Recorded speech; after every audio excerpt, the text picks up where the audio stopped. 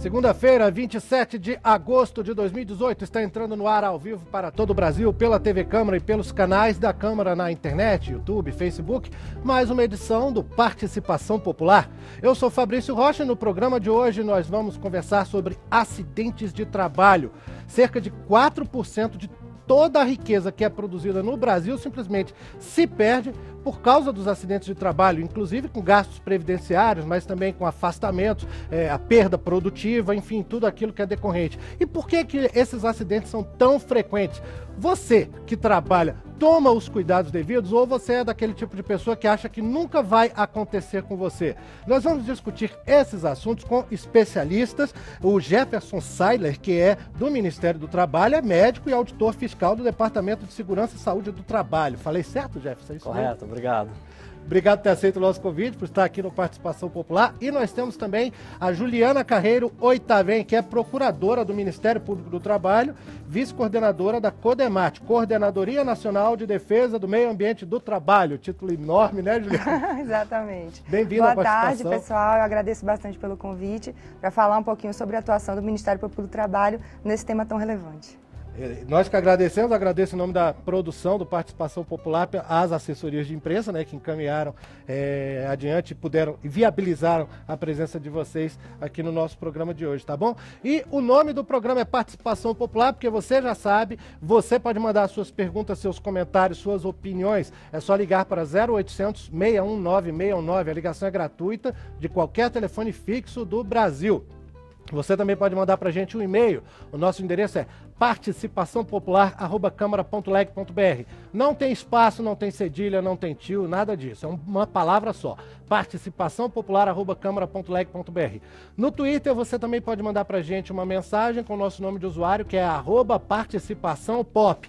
Também, é tudo junto, uma palavra só, sem cedilha, sem tio, sem espaço, @participaçãopop.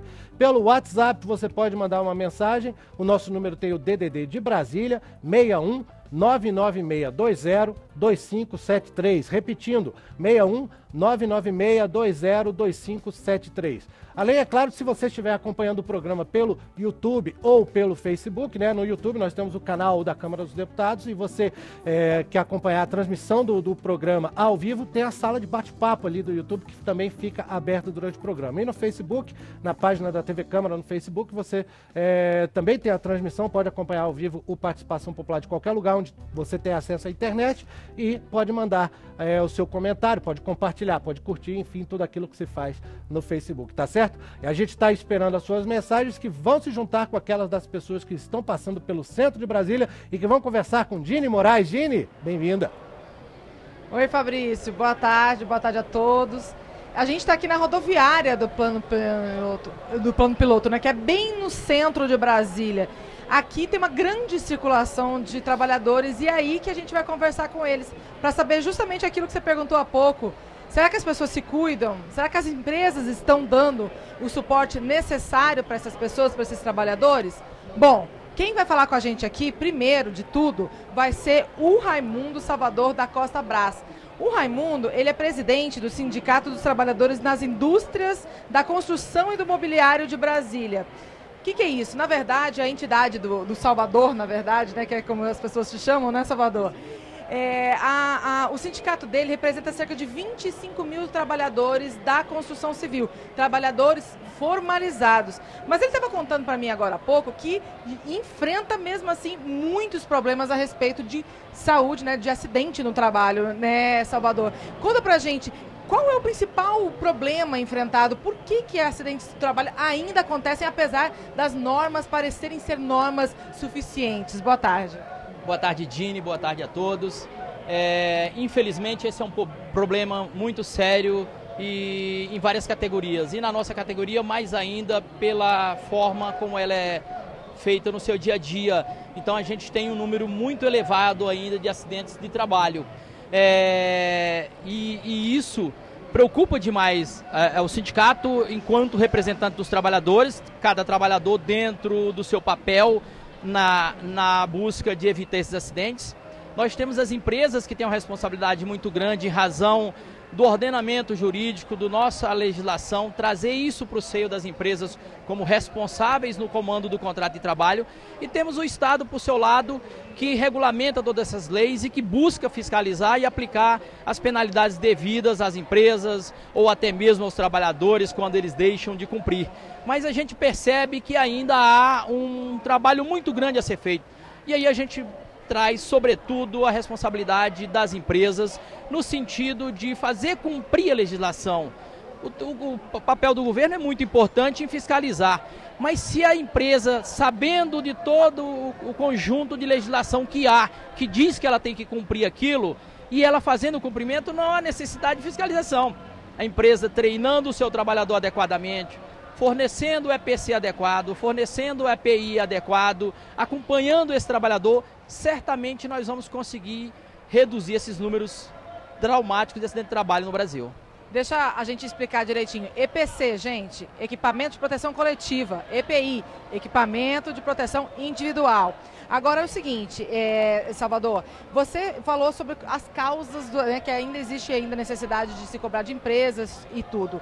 Agora, quais são as causas mais comuns aqui no Distrito Federal? Que tipo de acidente acontece mais aqui na construção civil? Nós temos aí o campeão de acidentes, infelizmente, de acidentes fatais, que é a queda em altura. A gente tem um índice aí muito elevado de trabalhadores que ainda se acidentam fatalmente e gravemente por trabalho em altura. Nós temos também o choque elétrico, que é um acidente muito grave e que costuma, na maioria dos casos, matar os trabalhadores. E um outro tipo muito forte aqui no Distrito Federal é soterramento. As medidas, às vezes, não são tomadas adequadamente e esse trabalhador sofre esse tipo de acidente ainda, infelizmente. Obrigada, viu, Salvador? Olha, Fabrício, para você ter uma ideia, o Salvador estava dizendo para a gente que este ano, só aqui no Distrito Federal, e a gente está entrando em setembro ainda, né?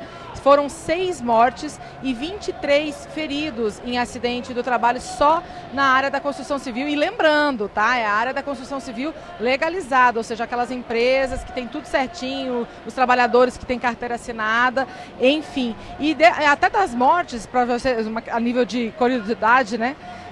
As mortes, foram algumas mortes também causadas por acidente de trânsito. Mas não é bem acidente de trânsito, né? Na verdade, operadores daqueles caminhões de betoneira também, isso é considerado acidente de trabalho, viu, Fabrício? Tudo que envolve máquina, né? E as pessoas estão trabalhando ali, acaba entrando nessa infeliz estatística, Dini. Bom, na hora que você tiver mais informações aí, só chamar, viu? Nesse caso em específico aqui do Distrito Federal, que foram 2 mortes junto nesse caminhão de concreto, né? Ele estava no trânsito mesmo, um dos acidentes ele estava no trânsito mesmo. Mas como era durante o trabalho, como era uma operação feita para o trabalho, é considerado acidente de trabalho também. Interessante, Dini, isso aí, porque existe até uma história que a gente espera esclarecer aqui durante o programa, né? Se o acidente no traslado, na ida ou na volta do trabalho, existe uma discussão se isso é ou não considerado acidente de trabalho, e a gente vai entrar nessa questão também. Dini, na hora que você tiver mais alguém aí, só chamar, tá bom? Tá ok, até mais. Valeu. E você que está nos acompanhando, enquanto formula aí a sua pergunta, o seu comentário, sua opinião, e você conta pra gente se você toma os cuidados necessários para evitar acidentes de trabalho, nós vamos mandar abraço pro pessoal que acompanha o Participação Popular. Quero começar pelo meu tio, Roberto Souza, lá de Manaus, tia França também, toda a família em Manaus, no Amazonas, que está aí ligado no Participação Popular hoje. Muito obrigado pela audiência. E mandar também um abração para o pessoal que mandou suas perguntas para o programa sobre vacinas na segunda-feira passada, 20 de agosto. Não deu para a gente usar as perguntas porque estava bem já no finalzinho do programa, mas fica aqui então um abração para Eunice Domingos de Souza, de Conselheiro Mairink, no Paraná, e para Vilminha Reis, que mandou a mensagem pelo Facebook. Aniversário, nessa segunda-feira, 27 de agosto, aniversário do nosso amigo Augusto César, que de vez em quando está aqui fazendo fotografias aqui no auditório, onde é feito Participação Popular, da Tuca Ivanixka e da Ângela Cavalcante, lá de São Paulo. Aniversário das cidades brasileiras também, no Ceará, Mauriti e Santa Quitéria, no Maranhão, São Vicente Ferrer, em Alagoas, Palestina e Minador do Negrão, Rio Grande do Norte e Elmo Marinho, Santa Catarina e Maruí, Paraná, Candói, São Paulo, Americana, Matão e Itobi. No Goiás, Santa Cruz e em Pernambuco, Correntes. A todos os moradores dessas cidades, espero que estejam com a gente no Participação Popular. Um grande abraço para vocês. Estamos esperando as suas mensagens sobre acidentes de trabalho. E vamos começar esse bate-papo. Vou começar com o Jefferson Seidler, que é do Ministério do Trabalho, auditor fiscal. E Jefferson, o Salvador comentou ali com a Dina que se as empresas cumprissem o que está legislado, nem seria necessário haver fiscalização. É assim mesmo? Ou você acha que houve um exagero aí, uma hipérbole? Não, no limite seria isso, né? A legislação ela é bastante completa, as normas regulamentadoras foram desenvolvidas pelo Ministério do Trabalho, já há mais ou menos 20 anos em processo tripartite, ouvindo a opinião dos representantes sindicais de ambos os lados, por assim dizer, né, dos empregadores e dos trabalhadores. Então as normas são bastante abrangentes e, se forem 100% cumpridas, a gente acredita que os acidentes praticamente ficariam em níveis muito baixos e equiparados aos países mais desenvolvidos nessa área. Mas parece que o Brasil a fiscalização... Oi? O Brasil parece que é o quarto colocado em número de acidentes do trabalho do mundo, né? Essa é uma estimativa, às vezes o pessoal cita como a fonte a OIT. Nós entramos em contato com a OIT, ela não faz um ranking, até porque cada país tem critérios um pouco diferentes. Um só registra acidentes com mais de 3 dias de afastamento. Aqui, mesmo que não haja afastamento, deve registrar. Tem país que registra só com 7 dias. Tem país que considera o acidente de trajeto, tem país que não considera. Então fazer essa comparação é meio difícil. Mas nos números oficiais, em termos absolutos, quando a gente junta as informações, ele fica em quarto. Parece que nos últimos anos a gente não faz esse exercício, né? Mas houve pessoas que fizeram e falaram que talvez estivesse caindo para sexto. Mas quando a gente vai para as taxas, isso se modifica, a gente não tem um ranking exatamente em relação a isso. Mas a questão é, a fiscalização mesmo nos países de maior desenvolvimento na prevenção de acidente, ela tem que ser presente. Ela sempre acaba tendo uma contribuição nos ajustes que precisam ser feitos e principalmente na identificação de melhoras que a gente precisa fazer na norma. O mundo do trabalho vai modificando, então os riscos de acidentes também se modificam. Então, se a gente não tiver esse feedback das pessoas especialistas que estão ali no dia a dia, vendo a realidade do chão de fábrica, da obra, etc., para a gente poder fazer até a própria modernização das normas e ajustes da interpretação da norma lá no local de trabalho, sem a fiscalização isso é muito difícil de acontecer. Agora, a quem cabe fiscalizar, Jefferson? Porque a gente vê assim, grandes obras, empreiteiras, né? Até um dos diretores aqui da TV, durante a reunião do programa, ele dirigiu uma série de documentários sobre a construção do novo Mané Garrincha aqui e disse que viu lá que realmente havia uma cobrança grande pelo uso de equipamentos de proteção. Agora, isso numa obra grande, com uma empresa grande envolvida, certamente elas são mais visadas, existe uma quantidade de funcionários que permite até que haja gente dedicada a fiscalizar realmente da própria empresa ali se os equipamentos estão sendo usados. Agora, obras menores, empresas menores em geral, quem é que cuida dessa fiscalização? Então, a fiscalização é uma prerrogativa do Ministério do Trabalho, do ponto de vista até da Constituição, que ordena que a União organize, mantenha e execute a inspeção do trabalho. E nesse sentido, o governo federal organizou dentro do Ministério do Trabalho, na Secretaria de Inspeção do Trabalho. Então, somos os auditores fiscais do trabalho que devem fiscalizar todos os ambientes de trabalho, independentemente do tipo de atuação, seja indústria, construção civil, rural. Então, assim, é uma demanda gigante para fiscalizar e, como você comentou bem, na construção civil a gente tem um índice de formalidade muito alto. Tem estados que chega a 70%, 80% de informalidade, geralmente pulverizados em pequenas obras, e a gente tem dificuldade. A fiscalização oficial é feita dessa forma. Mas todo mundo pode ter um papel nisso. E é essa que é a grande mote que a gente tem hoje com as campanhas, é que todo mundo paga a conta, como você falou, 4% do PIB aproximadamente. Disso aí, uma pequena parcela são aqueles gastos que a gente enxerga diretamente, gastos com previdência, com saúde, etc. 26 bilhões de reais, é muito O resto vai sendo uma coisa que a gente não enxerga bem, né? É uma cadeia de eventos, perda de produtividade, colega que vê o acidente que fica com medo, uma série de coisas que vai acontecer. O estresse da equipe, né? Também. Todos nós pagamos a conta, mesmo quem não está formalmente no mercado de trabalho, por causa da família, por causa do próprio desenvolvimento do país. Então, todos nós temos possibilidade hoje com a internet, com um programa como esse, que é muito interessante, conhecer um pouco mais e vendo uma situação irregular, né? Fio desencapado, aquelas gambiarras que fazem nas betoneiras, muito comum. Pessoal trabalhando naqueles andaimes só com uma madeirinha, em vez de estar o chão todo forrado. Pessoal sem cintos de segurança. Todas essas coisas a gente vê no dia a dia, né? Andando pela rua a gente vê. E aí, não só de fazer a denúncia, porque a denúncia nós também vemos essas coisas, mas a gente não tem condições de fiscalizar absolutamente tudo. Mas também até chamando a atenção da pessoa ou do responsável da obra ou da indústria, precisa fazer direito isso aqui, precisa cuidar do risco de cada tarefa que está sendo executada. Daqui a pouco a gente vai entrar nessa questão de como fazer uma denúncia, mas vamos voltar ao centro de Brasília com Gini Moraes. Parece que já tem alguém para participar da entrevista lá ou não? Deixa eu ver, não está aparecendo a Gini. Fabrício. Pronto. Eu tô com o Maurizan aqui, que é motorista de carro, enfim, ônibus. Atualmente ele é um motorista de ônibus, mas ele trabalha nisso já faz mais de 15 anos.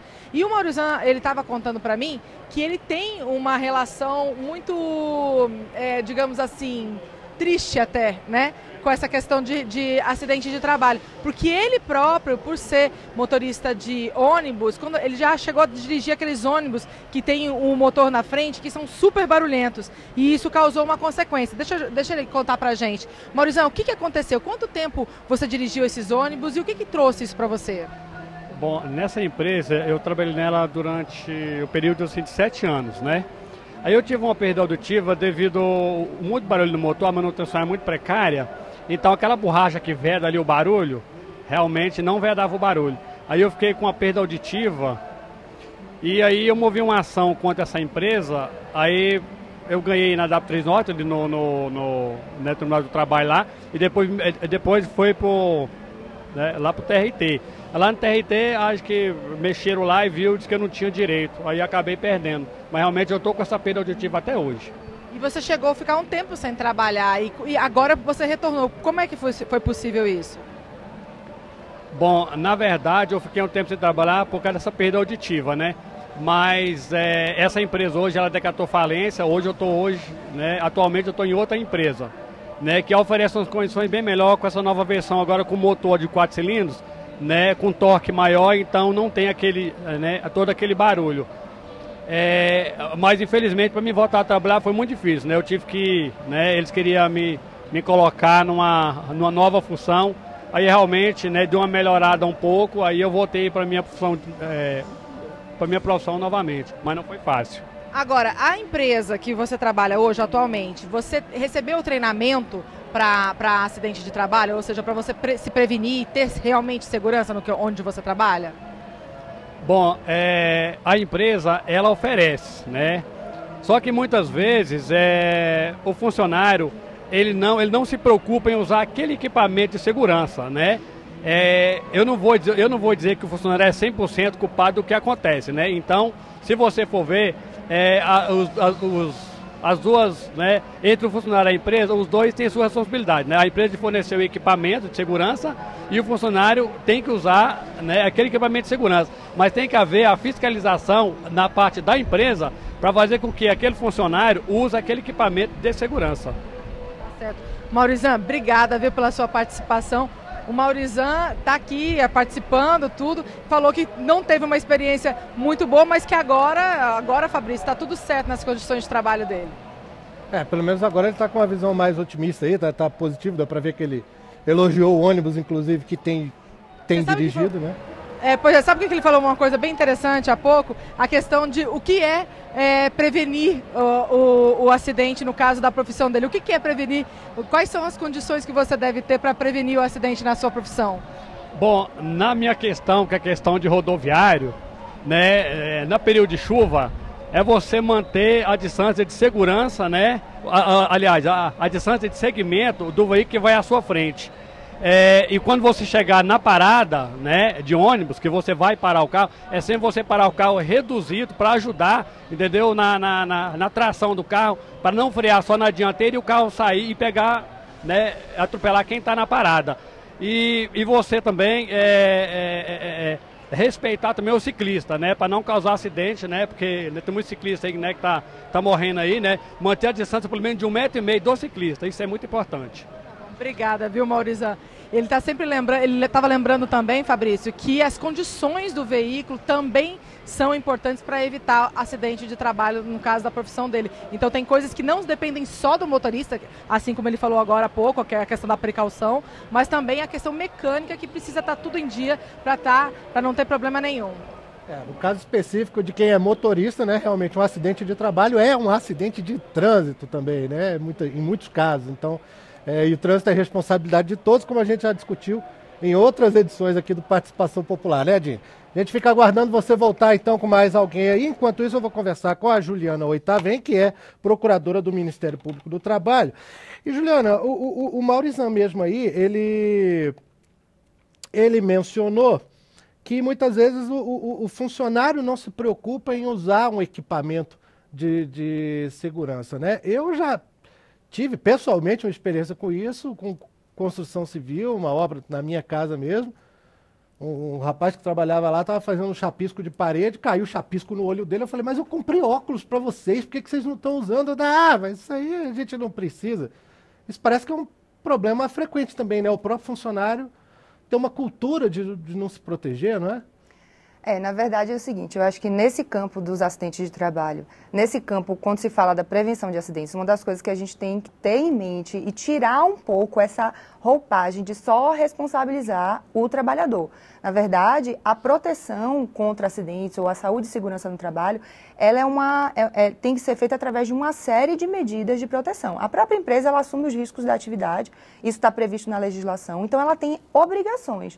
E dentre essas obrigações está a questão da revisão de todo o ambiente, da antecipação de todos os riscos, e ela vai identificar no meio ambiente de trabalho o que pode potencializar. O Maurizão, né, que participou com a gente, ele mencionou, olha, agora que eu estou na nova empresa, essa empresa agora tem um motor diferente e tal. Ou seja, isso aí foi uma medida que não teve necessidade de um equipamento de proteção individual, por exemplo, falando assim, de forma genérica, porque a gente não sabe qual foi a situação dele nesse primeiro processo. Mas, por exemplo, existem medidas administrativas que podem ser adotadas por uma empresa para prevenir um determinado acidente. Existem equipamentos de proteção coletiva, ou seja, por que não colocar o foco na colocação de guarda-corpos em vez de ficar sobrecarregando o trabalhador com uma série de equipamentos, de cinto, de talabarte, de linha de vida, equipamentos que são próprios. Caia, né? Exatamente, porque vai exigir dele uma série de atitudes ao longo de uma jornada de trabalho, que normalmente é uma jornada que se estende, ainda mais quando se trata, por exemplo, de construção civil.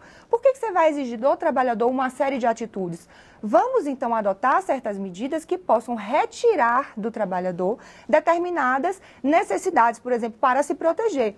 E aí fica também a relevância da capacitação. Ou seja, se você sentar assim com o trabalhador e falar assim, olha, você capacitar, falar, olha, isso aqui é importante, por que é importante? Isso aqui pode gerar uma perda auditiva, isso aqui pode gerar uma coisa. Então, conscientizar o trabalhador e não simplesmente impor um determinado uso de equipamento, porque é obrigação da empresa. Não só fornecer, como trocar quando tiver com danificado e também fiscalizar e capacitar que aquela pessoa saiba usar e fiscalizar. Então, todas essas obrigações são da empresa. Então, eu não gosto muito, pessoalmente falando, o Ministério Público do Trabalho, na sua atuação, normalmente, não, assim, vai assim, é sempre contrário a essa afirmação, o trabalhador, a culpa exclusiva do trabalhador, o trabalhador. Vamos retirar essa ideia de tudo é o equipamento de proteção individual, tudo é o trabalhador. Não, existem determinadas medidas, inúmeras, que podem ser adotadas pela empresa para proteger, inclusive a conscientização,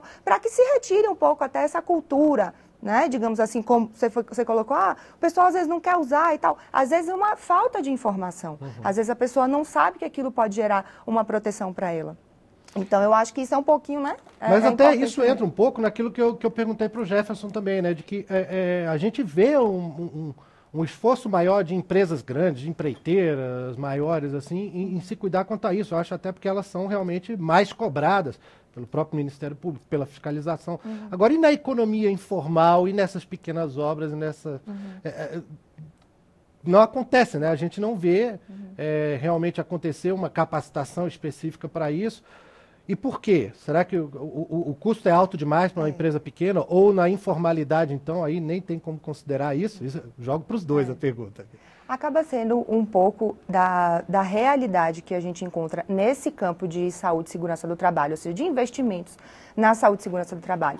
O que nós identificamos é que muitas empresas, com a análise mesmo de custos e benefícios, elas acabam investindo menos na adoção de determinadas providências de saúde e segurança do trabalho, porque elas contam, de repente, com a não fiscalização, até porque, só abrindo um parêntese, apesar de ser um papel do Ministério do Trabalho essencial, como tem o poder de polícia, nós estamos com um quadro extremamente defasado, então nós não conseguimos, através dos auditores do Ministério do Trabalho, fazer a fiscalização que era necessária e precisamos contar com o apoio de outras instituições, como, por exemplo, o Ministério Público do Trabalho, diversas outras parcerias que nós temos. Então, assim, o que acaba acontecendo é que muitas empresas contam com a ausência de fiscalização, com a ausência do Estado para, num cálculo de comportamento mesmo econômico, olha, não vou investir nisso aqui, por quê? Pode ser que eu não tenha fiscalização, pode ser que na hora que a fiscalização chegue não venha uma autuação, pode ser que, entendeu? E aí conta com a impunidade. Exatamente. E ao mesmo tempo, muito se fala também nesse campo da Constituição Civil sobre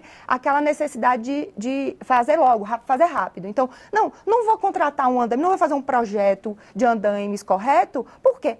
Isso leva tempo. Para proteger, fazer capacitação, leva tempo. Então, isso estende o tempo de uma obra, por exemplo. E nesse momento em que nós tivemos muita construção de estádios, nós tivemos muitos acidentes de trabalho, inclusive aqui no Estádio Nacional, na construção do Estádio Nacional. Garrincha, né? Exatamente. E, inclusive, pela não adoção de medidas de proteção coletiva. E aí a gente falando sobre aquela questão, não é só atribuir ao empregado aquela obrigação, mas também dar um ambiente seguro. Empresa, né? Exatamente. Exato. O Jefferson queria fazer um comentário. Exato, eu queria só complementar isso, sim, que é exatamente isso que ela está falando, que a gente trata lá nas normas e no dia a dia como a gente chama de hierarquia das medidas de proteção. É uma hierarquia. E o EPI é o último na lista. Não quer dizer que ele não seja importante, mas ele é o último. Primeiro você tem que tentar ver se você consegue fazer aquela tarefa sem EPI.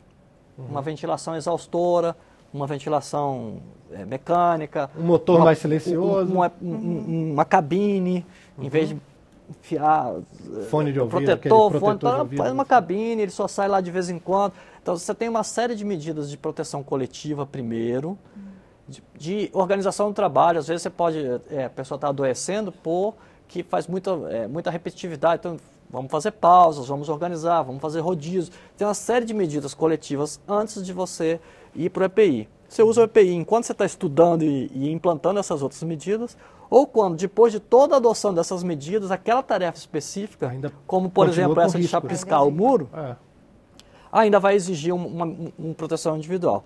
E aí entra o poder diretivo do empregador. O empregador, é muito comum, eu gosto desse exemplo, é muito comum em empresa o pessoal ter que ir de uniforme, né? Se ele não for de uniforme, o que o empregador vai fazer? Ele não vai deixar trabalhar. Chegar lá, o cara, é proibido, está sem camisa, ele vai tirar de lá. Esse comportamento do empregador geralmente não acontece com o EPI. Vem esse argumento, mas o trabalhador não quer usar. E se o trabalhador não quiser usar a camisa, você vai deixar também? Se ele não quiser usar o uniforme, você vai deixar também? Então existe essa possibilidade da imposição e principalmente essa que é o que pode fazer diferença, que é a conscientização geral. A gente bate muito, desde a época que se discutia uma política nacional. Eu fiz uma pesquisinha rápida uma vez, fiquei até chateado ao mesmo tempo, um pouco feliz, mas mais chateado porque eu vi um congresso de prevenção de acidentes, eu acho que 70 e pouco, 80, início dos anos 80, falando nessa questão de incluir o tema da prevenção de acidentes de doenças no trabalho nas escolas, desde a pré-escola até a universidade. Ou seja, essa ideia já está falada e repisada no início dos anos 80 e a gente ainda está tentando fazer isso. E eu vejo assim que boa parte das escolas, se não todas, espero que isso venha de cima para baixo, como uma ordem do Ministério da educação. E não toma precisava ser iniciativa assim. Né? É, as realmente. escolas poderiam proativamente tratar desse assunto de forma que a conscientização faça com que as pessoas, que mesmo quando elas estejam como autônomas, eu não vou falar de informalidade, mas que acaba se assemelhando, ela está como autônomo, ele vai se cuidar. Tomar mais cuidado com isso, né? Juliana, eu vi que você tem um sotaquezinho nordestino, é de onde? Sou baiana. É baiana? Então Baiana. você recebeu uma mensagem aqui da conterrânea, que está sempre com participação popular, que é a Marta Sueli. Ela é de Brejões, na Bahia. Conhece Certo. Brejões? Não tive a oportunidade ainda de conhecer. Não, mas pois atuo é. hoje em Santo Antônio de Jesus, um pouquinho perto ali de Salvador. Não, então, ela mandou pra gente aqui um comentário, né? Ela fala assim, a gente sempre vê falhas em muitos setores. Gente que trabalha em construção civil muitas vezes não tem equipamentos adequados. Gente que trabalha no setor público, em serviços que deveriam ter uma proteção maior, por exemplo, os garis, que podem se ferir recolhendo lixo.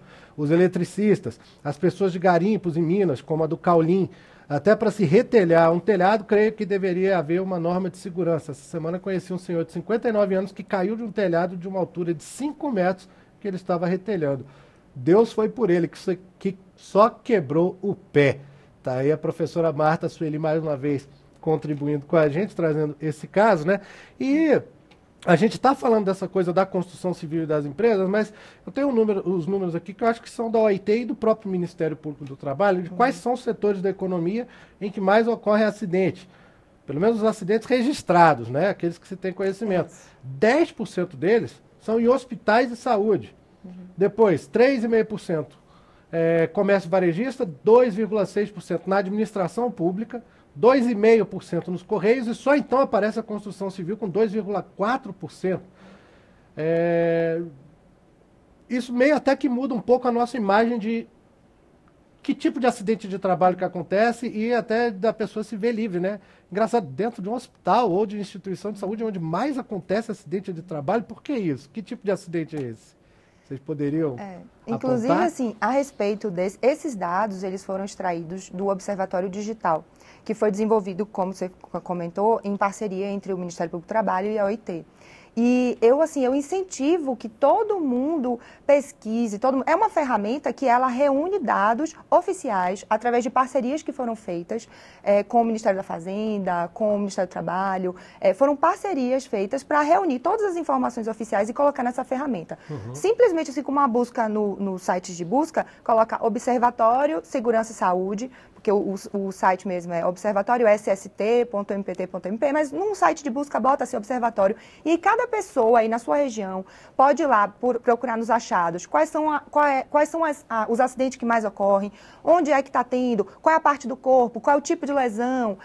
Esses dados, inclusive, são retirados, esses dados que você citou agora a respeito da atividade de atendimento hospitalar, né, que representa 10% dos números de acidentes registrados e os números, digamos assim, absolutos, ou seja, quais são aqueles números que, de acordo com os acidentes que são registrados, eles representam, numa realidade da quantidade total de acidentes, esses acidentes. Mas a gente estava aqui conversando, inclusive, sobre como esses dados eles precisam ser analisados. Esses são dados oficiais, não há dúvidas, com base nas comunicações de acidente de trabalho emitidas. Depende de o que é registrado. Isso, né? Exatamente. Agora, nesse campo, inclusive, da área de saúde, e talvez aqui eles possam comentar melhor como médico do trabalho, então, assim, o que acontece é que nessa área também da saúde existe uma conscientização maior a respeito da importância e da relevância da comunicação. De notificar que houve notificar o acidente. Por causa da questão de contaminação, talvez? Exatamente. Existe um protocolo, quando há um determinado, né? Pode falar, porque aqui eu já não é muito minha área, né? Medicina. Mas existe um protocolo. Esses números, eles têm um pouco de proporcionalidade também. Você vê que serviço... A administração pública entrou aí. Claro que a administração pública tem locais que cadastram o CNAE de administração pública, inclusive hospitais e limpeza urbana. Então, contamina um pouco. Mas ainda assim, a administração pública tem uma infinidade de pessoas trabalhando em escritórios, que se acidentam em geral pouco. Por que ela aparece? Porque é muita gente. O denominador é muita gente, as pessoas expostas. Então, no caso dos hospitais, você tem muita gente. Então, os valores absolutos tendem a se destacar. E ali você tem muita gente, quase todos expostos a algum tipo de risco. E aí o que acontece? Tem um item específico na norma que lembra abertamente que acidentes com pérfuros cortantes, embora eles geralmente não causam incapacidade no momento, não causam maiores transtornos no momento, como eles têm o risco de de contaminação, até AIDS, hepatite B, etc., ficou explícito assim, ó, esse tipo de acidente precisa ser comunicado também. E isso, entre aspas, contaminou, pro lado bom, a conduta dos hospitais, que acabam emitindo comunicações também em acidentes mais leves, escorregões, tal, que não dá um machucado muito grande, às vezes a pessoa nem fica afastada. Esses acidentes eles devem ser comunicados, mas em geral não são. No hospital, como já tem a cultura do furinho de agulha ser comunicado, acaba comunicando muito mais também. Isso não significa que ele não seja um local cheio de risco. Ele é extremamente cheio de riscos. E você tem ali muita gente circulando, com o pessoal limpando, com o outro carregando. Então você tem muita dor nas costas. Tem muita dor nas costas, tem muito acidentes desse tipo, mais leve. Então, quando você vai para os acidentes mais graves, geralmente começa a se destacar mais o transporte e a construção civil de novo. Né? Então, assim, esses dados têm que sempre ser analisados com um pouco mais de detalhamento e sempre comparando com a população exposta, ou seja, quantas pessoas trabalham naquele setor. E ao mesmo tempo em que nós temos, por exemplo, essa atividade econômica, digamos assim, em que há essa cultura maior para gerar números maiores, nós temos também determinados ambientes em que não há uma cultura, como, por exemplo, na coleta de lixo, na coleta urbana. Então, muitas pessoas se furam com uma determinada seringa coletando e não acham que aquilo ali não é nada, que não tem problema. Estão na rua fazendo trabalho e não tem ninguém ali fiscalizando, então não notificam os acidentes. E aí que a gente vai falar sobre a questão do problema da subnotificação, que são aqueles acidentes que sequer aparecem. E ainda temos também aqueles outros males que vamos falar sobre saúde mental, questões, câncer ocupacional, questões que não aparecem naquele primeiro momento. Isso é uma coisa que eu queria perguntar, se essas doenças de longo prazo, como até o Maurizan, que teve um problema auditivo por ficar ali operando, dirigindo ônibus do lado do motor, elas também são contadas como acidentes de trabalho, essas questões que não é um incidente que acontece, mas é um dano de longo prazo, de médio a longo prazo. Isso também entra na estatística? Sim, a legislação previdenciária, ela é clara ao dispor a respeito de quais acidentes serão considerados, assim, o que é acidente de trabalho. E um dos itens que está lá elencado é a questão da doença ocupacional, assim como os acidentes de trajeto, que você comentou aqui no início do programa. Legalmente, então eles contam também como acidente de trabalho. São considerados como acidente de trabalho e geram o direito à percepção do benefício previdenciário, etc. Então, essas doenças ocupacionais, elas são sim. O que acontece às vezes é a dificuldade para identificar o nexo de causalidade. Provavelmente é isso aí que gerou, ele falou que no segundo grau ele teve lá, perdeu, né, o direito e tal, mas enfim. O que a gente tem a dificuldade, às vezes, é da configuração do nexo entre aquela determinada doença ocupacional e a atividade desempenhada. Mas existe, sim, a doença ocupacional equiparada a acidente de trabalho. O Jean Guerra, de Juiz de Fora, Minas Gerais, mandou para a gente uma pergunta pelo WhatsApp. Quais são as áreas em que mais acontece acidentes de trabalho com vítimas fatais? Você pode repetir o link lá do site do Observatório? Sim. Observatório sst.mpt.mp.br.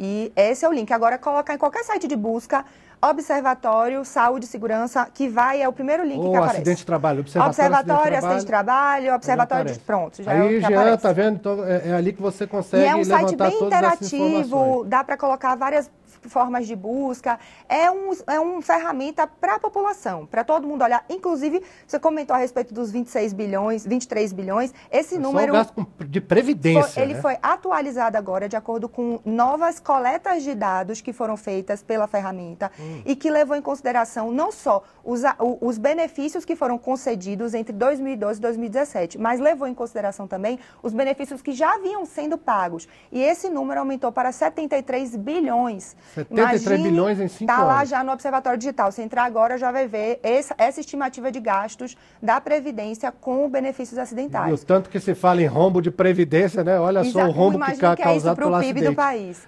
Vamos lá de novo ao centro de Brasília. Gine Moraes, você.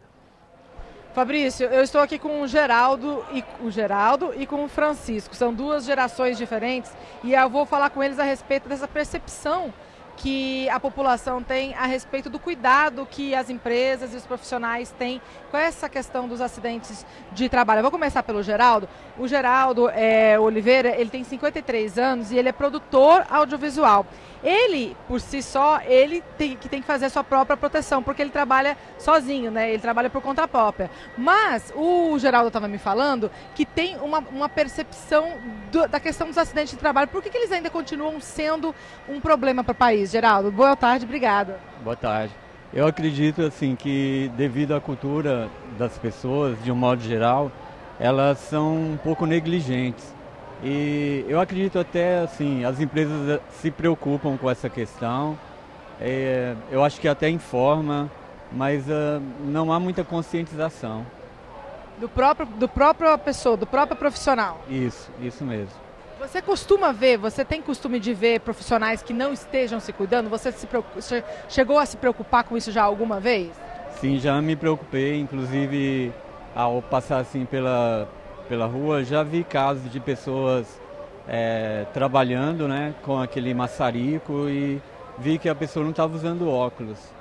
Então isso me chamou bastante atenção. Tá certo. Tá aí uma preocupação, né, Fabrício, que vocês inclusive chegaram a falar, né, há também uma questão cultural nisso, né. Vou falar também com o Francisco Viana. O Francisco, ele tem 76 anos e ele trabalha como um empacotador no mercado. Seu Francisco, o senhor trabalha há mais de 60 anos. O senhor chegou a receber orientações agora nesse atual emprego e nos empregos anteriores a respeito de segurança do trabalho? Não quero receber. Nunca recebi segurança nenhuma, de nada, ninguém, né? 60 anos de trabalho o senhor nunca recebeu? Não, nunca. Sempre entra, trabalho em construção civil, trabalho em coisa, mas nunca recebi. E no lugar onde o senhor trabalha, o senhor já viu acidentes acontecerem? Não. Acha que não pode acontecer nunca? Acho que sim. Não pode acontecer, né? Mas na área que eu trabalho, nunca aconteceu. O senhor não sabe nem como que poderia acontecer? Não sei como é que poderia acontecer. E no geral, o senhor acha que os trabalhadores brasileiros se cuidam ou eles são orientados para se cuidar, para não ter acidente? Rapaz, só se cuida depois que é acidentado, né? Aí é que vamos se cuidar. Aí já é tarde demais, né? E por que o senhor acha que isso acontece? Acho que porque nós vivemos num país, sei lá, eu não sei nem explicar, né? Porque é muita coisa. Se a gente for coisar, o Brasil é tudo perdido, não tem mais, nem tem segurança, não tem segurança, não tem saúde, não tem nada. Ou seja, as pessoas estão todos deixando para lá, né? Tá vendo? Mas a grande questão é, o seu Francisco tem 60 anos de mercado de trabalho, Fabrício, e nunca recebeu uma orientação a respeito de cuidados, ou seja, como se proteger contra acidentes aí no mercado de trabalho, ou enfim, na atividade que ele está desenvolvendo. É verdade, gente, você vê, ele já exerceu várias outras atividades, como ele estava falando aí, mesmo assim, como o Jefferson falou, desde os anos 80 se fala muito dessa questão de acidente do trabalho no Brasil, né? E a gente ainda está debatendo isso, né, Jefferson? Ainda temos que tratar desse assunto. Esse assunto ele não morre, né? Porque todos os lugares aí a gente vê que isso acontece. Mas você vê que a gente ainda está tentando implantar soluções que eram óbvias há 40 anos, 30 anos. Sendo discutidas e são óbvias e não são efetivamente implantadas. Né? Agora você falou um negócio, Jefferson, que eu achei interessante. Você apontou, por exemplo, a questão da administração pública, dos registros de acidentes que acontecem como administração pública. Que pode ser o hospital cadastrado também como administração pública, né? Pode ter o próprio serviço de limpeza urbana também. Mas a maioria dos casos são o trabalho mais burocrático dentro de escritórios em que talvez não haja uma frequência de acidentes tão grande. Mas será que essa notificação também se dá assim, porque no setor público as pessoas notificam, no setor privado as pessoas têm medo de perder o emprego e por isso não notificam? Será que isso pode influenciar também? Essa é uma boa pergunta, porque assim, esses números da administração pública, eles são do regime geral de previdência social. Então, todos aqueles estados, municípios e os federais que estão num outro regime, são contratados por um regime, um estatuto de servidores, não entram nessa estatística. Essa estatística é por aqueles que são seletistas. E aí tem que ver como é que é a legislação lá, se eles têm realmente essa estabilidade que os outros servidores que são não seletistas têm essa estabilidade garantida já por esse regime estatutário. Certo. Essa é uma questão. Né? Mas imagino que talvez sim tenha um pouco dessa questão do servidor público, talvez ser um pouco mais bem informado, mesmo sendo em cidades menores ou em outras situações em que são servidores públicos seletistas, tenham tendência a conhecer um pouco mais os seus direitos e buscar esse registro. Isso pode ter Até porque qualquer coisa, aconteceu um acidente, entra na justiça lá contra o governo. Agora, no setor privado, talvez já exista uma intimidação e um receio. Ele fica com receio de ficar queimado, né? Porque as empresas conversam entre si. Às vezes, se ele entra na justiça, elas conversam entre si e falam, aquele cara entra na justiça, tal, aí ele pode ficar queimado naquela região, no mercado, por assim dizer. Ainda tem esse fator, não é só um problema com a empresa. Agora, eu queria retomar uma palavra que ela deu, Sim. que é muito interessante. Muitos empregadores, e na construção civil isso talvez seja até um pouco mais evidente, fazem essa conta, né, da pressa, do tempo, porque é muito dinâmica, muda de fases, né? A própria norma diz que cada fase tem que ter um treinamento de 6 horas. Então, começou a obra, 6 horas. Terminou a parte de estrutura, de fundação, vai começar a subir, mais 6 horas. Vai para o acabamento, né? Mais 6 horas de treinamento. Então, assim, tá está previsto na norma, norma regulamentadora número 18. E às vezes as pessoas veem isso tudo como custo. Só que não é investimento. Sai mais caro o acidente. Se tiver um acidente, tudo que ele supostamente economizou não fazendo essas medidas, vai para o ralo, porque é muito prejuízo para ele, para o empregador, mas é prejuízo para a comunidade ao redor, é prejuízo uma série de outras pessoas que estão ali e que acabam para a obra, atrasa a obra, uma série de coisas que vão acontecer, que essa conta dos lápis, assim, a médio e longo prazo já está muito bem definido, que inclusive é mais lucrativo prevenir fortemente os acidentes e as doenças ocupacionais. Queria perguntar a vocês uma coisa. Você falou da norma aí, Jefferson, e durante o programa, durante essa nossa conversa, a gente está falando da questão da legislação das normas. Parece que em termos de norma e de legislação, a gente está bem, né? Ou vocês acham que tem coisa ali que precisa mudar, que precisa ser aperfeiçoada, que ainda não é coberta pela legislação? Então, a gente sempre descobre mais alguma coisinha que poderia ter algum tipo de regulamentação. Outras a gente sempre acha que talvez a gente não precisasse de regulamentar com tanto detalhamento se a gente tivesse mais educação, mais essa conscientização, né? Eu sempre falo que algumas normas poderiam ser simplesmente falar mais ou menos o seguinte, é obrigação do empregador colocar à disposição de todos os seus trabalhadores o que há de melhor em termos de técnica, estado que a gente chama de estado da arte ou estado da técnica, em termos de prevenção. Pronto, era só isso. Só que às vezes a gente tem que ficar entrando em reminiscências porque não há essa adesão, né? Agora, a gente tem uma norma muito detalhada e eficiente, ela não é exagerada, ela dá o mínimo. Na verdade, a gente muitas vezes tem que fazer um pouco mais do que isso, do que está ali previsto, que seria para alcançar esse melhor do estado da arte ou estado da técnica, né? Então a gente sempre está identificando alguma coisa, mas de um modo geral, nossas normas estão num patamar excelente em comparação a países que têm índices muito baixos de acidentes. Então, assim, falta aplicar. Em termos de lei, a gente tem, né? E o que eu vejo como risco também, principalmente quando se considera esse contexto da nossa realidade da reforma trabalhista, é que nós estamos trabalhando com uma perspectiva atual de desmonte desses direitos sociais. Inclusive, existem alguns projetos de lei que tramitam aqui na casa, aqui no Congresso, que tem como objetivo, por exemplo, sustar a aplicação da norma regulamentadora 12, que é a norma regulamentadora que trata a respeito de máquinas e equipamentos, que hoje, de acordo com os dados que nós reunimos, os acidentes com máquinas e equipamentos são acidentes que, quando consideradas a outras atividades, esses acidentes matam 3 vezes mais pessoas do que quando consideradas outras atividades.